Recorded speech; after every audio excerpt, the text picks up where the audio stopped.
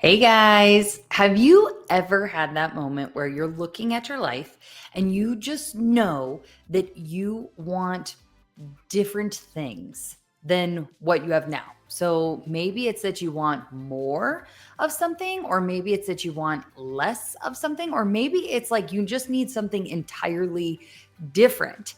At the end of the day, you know to your core there's a change required because if you want different, you have to actually do different. I actually like need a habit overhaul. And sure, that may sound a little dramatic, but you know what? I want dramatic change, so I guess that's what it's gonna take. Now, before you let your brain go down like the assumption path of, oh my gosh, what's wrong? I thought her life was so great. What did I miss? Like, just hold your horses, okay?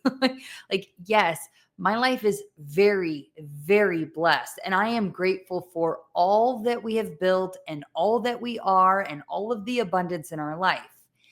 And I've also been working over the last several years to recognize that gratitude and ambition, they can coexist.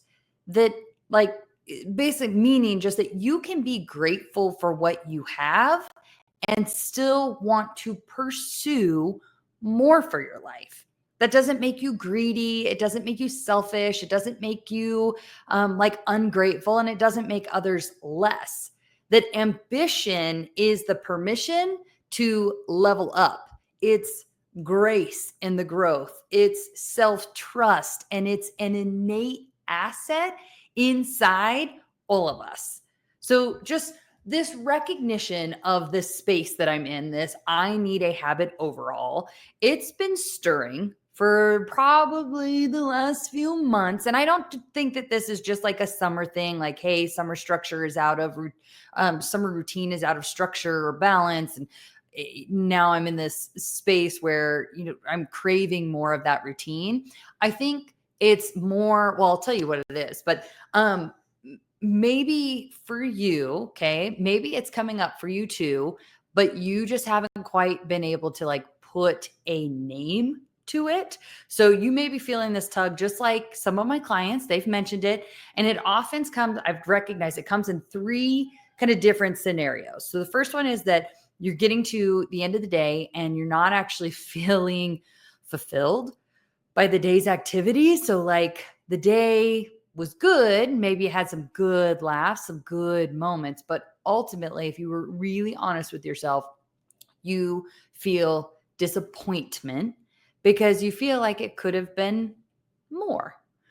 Or another one is like you're getting into bed at night and just kind of this realization, it's this weight that falls on you that tomorrow is probably going to be just like today was. And so you're confused as you recognize maybe some of it is boredom. You're also just disheartened, I would say, like a little hopeless because you're already not looking forward to the overstress, the overscheduling, the overcomplication, the over it already ness. Or the third one is that maybe you're just feeling like things are good, okay, but there's this piece inside that's just like whispering that you've got more potential in you, or you've got more to give, or you've got more impact to make, like you've got bigger goals to bring to life. At the end of the day, I'm pursuing my next level up. And I've been playing this level up game like an obsessive professional at least long enough to know that what has got me here won't get me there. So insert the habit overhaul. Okay, first things first. One of the books that I read that absolutely it helped me level up, change my life was James Clear's Atomic Habits. I remember this particular book had been recommended to me several times by multiple people at several different phases in my life. And I don't know what it was. I just kind of poo pooed on it. And then finally, it showed up again. And I don't know if I just kind of caved under the universal like signs, but I figured, hey, you know what? I may as well just get this out of the way just to say that I read it and move on. Well, it turns out that it actually was recommended for a reason. Shocker. Who would have thought, right? It literally is life changing. Everything from just like recognizing how much our environments impact our habits to taking just like this really practical approach to changing habits with habit stacking. Our lives are the results of our habits, period. So if you haven't read the book, I highly recommend it. And it's just a darn good place to start. For me personally, I had spent much of the last, I would say, couple years working through some of just the trash in my head and some of those major obstacles that I know I was getting in my own way. What I've recognized recently is just that while the work to actually be able to identify those things that were holding me back, why that's pivotal, like it's pivotal, I also kind of feel a little like I've done this major clean of house of mind and of soul. And now I'm craving new, bigger, better, more truth to replace the limiting lives and beliefs that once were holding up in that space, right? Because if we have brain space, if we have soul space, it's gonna be filled up with something, whether it's the lies that we've been conditioned and we choose to believe, or whether it's that we decide to pick up new truths and new brain patterns and new habits. Of course, along the way with this personal growth journey, like I have already replaced some of that space with new truths. And the perfect example, as what I mentioned at the beginning, is that I used to think that being ambitious and saying that I wanted more for my life, that was ungrateful and greedy and selfish. And I now know that gratitude and ambition can coexist, as I had mentioned. And so that was the truth that I replaced in my brain waves, in my brain patterns, and how I think and how I live. But what about those lies that I've kicked to the curb, but I haven't quite yet figured out what the new truth is to fill that space, just because I haven't yet seen it or haven't decided like what is true to me in this season, or there could be a whole bunch of reasons, but like I know I'm looking for that new truth. So that's where I'm at lately. And I have to be inclined to believe that the best thing I can do is to change my habits. I definitely can't just sit here wondering, oh, what's the new truth? That's not gonna help me. So I've got to take action. I've got to do different things so that I can experience and be exposed to more of those truths and the different results that are available to figure out what works, what doesn't work. It's only going to happen if I show up for it. So let's dive into the actual how. Like, how am I going about this habit overhaul? First things first, my mind. So we've got to create new brain patterns so that our emotions and our actions can actually follow. I picked up OG Mandino's 10 like ancient scrolls for success. So it's been titled a couple different things over the years, but if you Google 10 ancient scrolls for success, you'll pull up what you need, Amazon it. I had actually never heard of this book before, and I saw Christina Whitley, I believe, maybe it's Whitley, and Danelle Delgado. They mentioned it literally once. So I dove in. I was like, why not? So I've never heard of the book. I've also never actually read a book like this before. And I was entirely cut off guard when I'm like, how do you say this? Basically, how you actually read it is over the course of 10 months. Yeah, you heard me. I thought I was picking up a small little chapter book. No. Over the course of 10 months, you read one scroll a month, 3 times a day is what's recommended. I started out with 3 times a day, and I was like, I just knew that wasn't going to be sustainable for the rhythms, the life rhythms we have in this house. So I have committed to twice a day for the next 10 months. And essentially I'm going to read each scroll 60 times, which means that I will read the books, like the words in this book, approximately 600 times over the next 10 months. Okay. Why? Why would we do this? Because it's all about mental programming.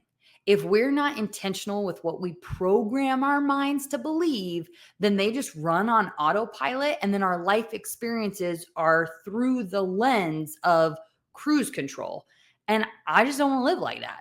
So I'm 16 days into twice a day reading this current scroll, and it takes me about 3 to 4 minutes just to read it. I read it as I wake up and then before I go to bed. And yes, shocker, who would have thought, like, there's a reason this thing is out there and it circulates. I do think about the content of that reading, of that scroll throughout the day. So it's crazy. It's real. It's exactly the kind of brain pattern reprogramming that I was looking for. So, right, I think that the things that are meant for us flow right to us if we're open to it. And that was definitely one of those gifts. I didn't know what I was picking up, but I think it's going to be a game changer. It already has been. So there's that. Like, and I think that also comes down to when you put yourself in alignment with folks, with just the right folks. Like when you take advice from the right folks, because there's a lot of wishy-washy, like bad advice out there, but the right folks who are in it for the right reasons and they have the right resources, then real change is possible. Second thing that I am doing, also inspired by the one and only Danelle Delgado. Can you guys tell that I'm on this kick this month? Okay. But I'm starting to just create the physical habit of sweating every single day. Now, with this one, I was hesitant to share this because I do normally like to at least do things for a little while. Like, for instance, I've read the scroll for 16 days now. And it's like, I know what that looks like in my life, and I believe that's sustainable. So I like to do that before I bring things forth. However, I have committed to this one, so let's do it. And also, too, I think that even though I'm only 2 days into actually doing this, like, hey, sweat every single day, I've been mentally preparing for it for a while. And that's not just talking about it, but that's actually like I've been creating a work schedule that's going to allow me to get this sweating time in. I've already prepared ahead of time and like made it part of the schedule so that even when the kids go back to school, that's still like folded into my day. So I've put a lot of thought into this. I didn't just jump into, I'm just going to sweat every day and hope it works. I've actually thought about it. But here's the thing that I wanted to share with this particular one is that my second day, I'm in my home gym, and this new habit already creates a new blessing. And it's the exact kind of more and different that I want in my life. So I'm down there, heart's pumping, like I'm feeling the thumping on the treadmill, right? And I hear the shuffling come around the corner. My 7-year-old son, he comes downstairs and he is in his athletic shorts, his tennis shoes, his tank top, and a perfect sweatband around his head. And he says, "Let's go, Mom. We're going to work out together." I'm pretty sure my entire soul was just like beaming at that moment. Time with my son, getting our bodies moving, creating some good habits, getting stronger. Like it was so good. And we would spend the next 40 minutes with just like beads of sweat dripping, shouts of encouragement for each other. You can do this. Come on, a couple more. And just this whole bunch of like him looking back at me as he's doing his burpees or whatever. And he's just looking, he's like, "Mom, I think I'm getting stronger." Like when I say I want more, that's what I mean. I want more of those moments. I want more of that for my body. I want more of that for my heart. I want more of that kind of joy. And right there, I got that result because I was willing to change my habits and to commit to myself that I was going to sweat that day. And so I got my butt down in the gym.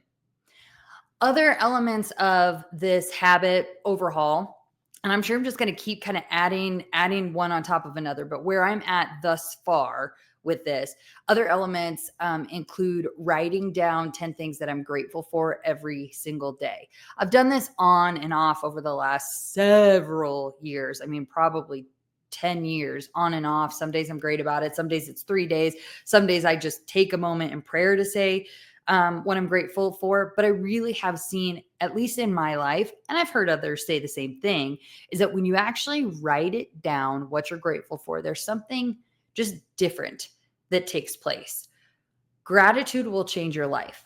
So what we focus on grows. And when I approach life with a grateful outlook or a grateful heart, I'm just a better human. Like the kind of human I want to be, the kind of human that gives back, the kind of human that grows, the kind of human that just knows grace well, just like all the things. So I'm doing the gratitude thing. And then I'm also stacking. Again, this is where I'm at in my journey, but I've really only been intentional with this stuff since July because that was kind of my mid-year reset. So look how many habits I've already stacked, and we're just 3 weeks into July. So anything is possible. You want to change your life, anything is possible. I believe it.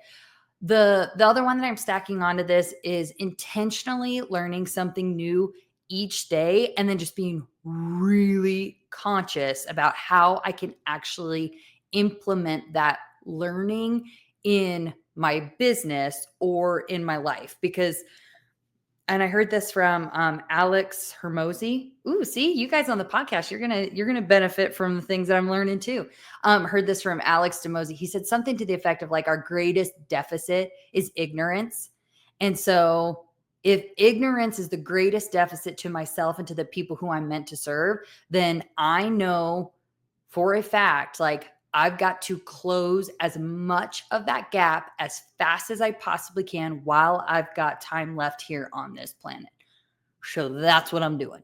So I'm habit stacking to set myself up for success. So I read my scroll when I get up. That started feeling good. Did that for a little bit. And then I started writing down my gratitude and my goals and yesterday's learnings. And now I've added, pre-planning and scheduling my 60 minutes of sweating. And I know when I'm listening to the podcast, sometimes it's while I'm doing my workout. Other times it's later on in my day. So I've got these things scheduled and I'm just being really intentional with it. And then before I look up, it's, 16 days into July and I'm already seeing the way that different is happening for me. Habit overhaul equals different life. So I'm in it. I want it. Okay. What about you? Like if your current habits aren't giving you the kind of life that you want, then what would it take for you to do a habit overhaul? For some, like the recommendation is to start small, change just one thing. For others, like a cold turkey, go all in or all out approach is going to work. Like whatever you got to do, if you want different, you got to do different so you can actually be the kind of different that's going to give you the life you dream of. Oh, now I think about it like that right there. That's the unjuggle summary of the day. What I just said. So if you want different, be willing to do different for yourself, like for your one wild and precious life, right? In the meantime, I am going to be here, okay, doing and living out my different too. And I can say, transparently, I do feel probably a little guilty for not living this like particular transformation out loud as much as maybe I I think if I did so in a more, oh, what am I trying to say here? I think if I did put a little bit more of this out on social, I feel like maybe it would be more helpful. And I feel there's a responsibility for that and the things that I'm trying to do. So I do, as I start getting my feet underneath me with this newness, this unfamiliar territory, these habits that I'm stacking, I do imagine that I'll start showing up a little bit more on socials around this because as with all of the podcasts and social media content, like I know I'm just never the only one. I know that we're all in this human experience together. And my intention is that maybe if I share and live out loud, that you'll know you're not alone and that, I don't know, you can too. So cheers to you. Cheers to us. We're in this thing, we're doing it.